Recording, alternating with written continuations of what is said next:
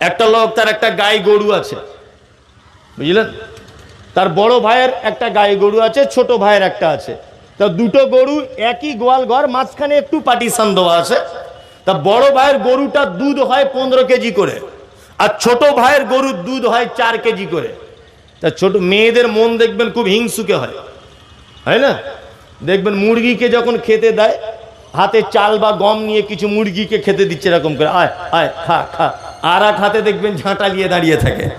মানে পাড়ার কোনো মুরগি যদি ওর মুরগির দলে খেতে চলে আসে, তো এমন মারা মারবে যে ওর কলিজা কানা হয়ে যাবে। এটা মেয়েদের একটা চরিত্র, চরিত্র নয় চরিত্র।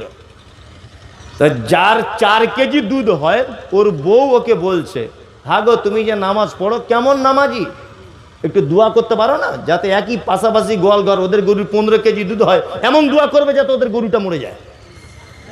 এই দোয়া করো যাতে ওদের গরুটা মারা যায়। আর এ বেচারা বইয়ের কথা শুনে দোয়া করছে মসজিদে গিয়ে, রব্বানা আতিনা, আল্লাহ যেমন হোক করে বড় ভাইয়ের গরুটা মেরে দাও না, তাছাড়া বাড়িতে টেকা বড় সম্ভব নয়।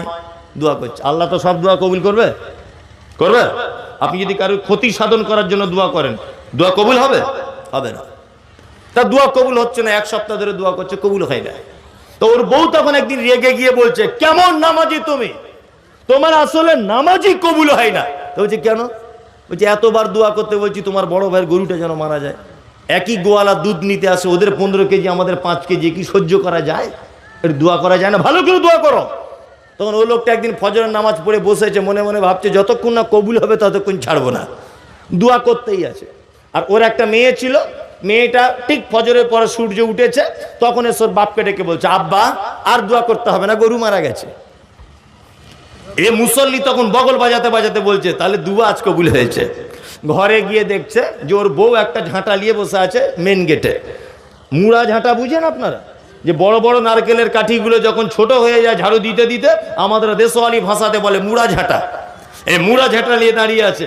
তো স্বামী তখন বলছে, হাগো তুমি ঝাঁটা নিয়ে আছো কেন? বলছে তোমার মাথার ভেনু বার করবো আজকে, মাথার মগজ বার করে দিব। বলছে কেন?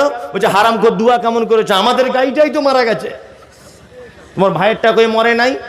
তখন লোকটা তখন বলছে যে ওরে দোয়া কবুল হয়েছে ঠিক, এখন ফেরেশতারা পাশাপাশি গোয়াল ঘর, তো গোয়াল ঘর চিনতে ভুল করেছে, দোয়া ঠিক কবুল হয়ে গেছে। কি বুঝলেন? মানে অপর কোনো ভাইয়ের ক্ষতি চাইবেন, নিজের ক্ষতি হয়ে যাবে। আল্লাহ